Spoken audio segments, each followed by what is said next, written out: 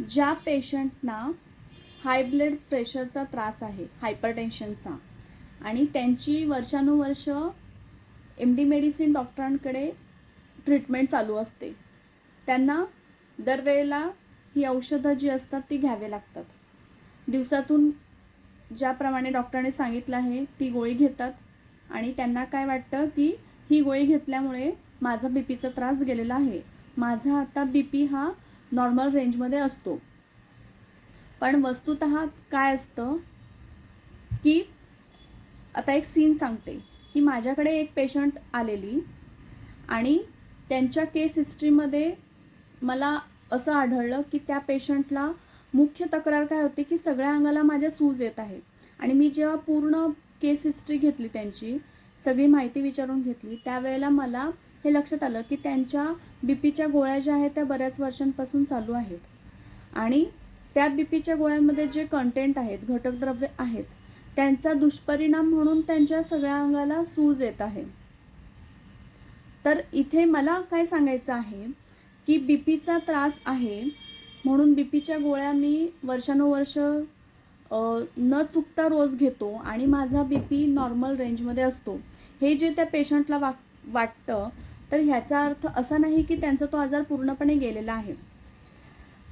त्याच्यामध्ये कसं असतं की ह्या औषधांचे साईड इफेक्ट्स म्हणून जे असतात, जसं की हार्ट डिसीज म्हणजे हृदयविकार, किडनीवरती परिणाम होणे, आणि मी आता जसं ह्या पेशंटमधली सांगितली गोष्ट की सगळ्या अंगाला सूज येणे किंवा पचनाच्या संबंधातले आजार, अशा गोष्टी त्यांना हे दुष्परिणाम जाणवत असतात. आणि हा बीपीचा आजार जो आहे तो सायलेंट किलर म्हणून काम करत असतो. म्हणजे रोज त्याचा त्रास तुम्हाला होईल किंवा दिसेल असं नाही, परंतु तो आपल्या हृदयाला कमकुवत करत असतो.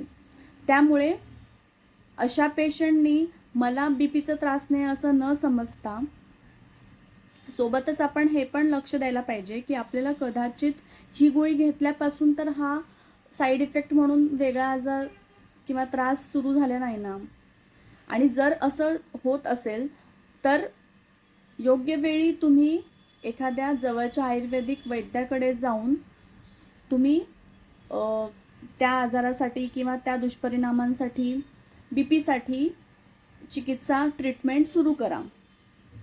ह्याच्यामुळे काय होईल की ट्रीटमेंट जसं सुरू कराल त्यामुळे तुम्हाला तो जो बीपीची गोळी आहे त्याचा डोस हळूहळू कमी करत बंद करता येतो आणि फक्त आयुर्वेदिक औषधांवरती तुमचा बीपी हा कंट्रोलमध्ये ठेवण्याचा प्रयत्न केला जाईल.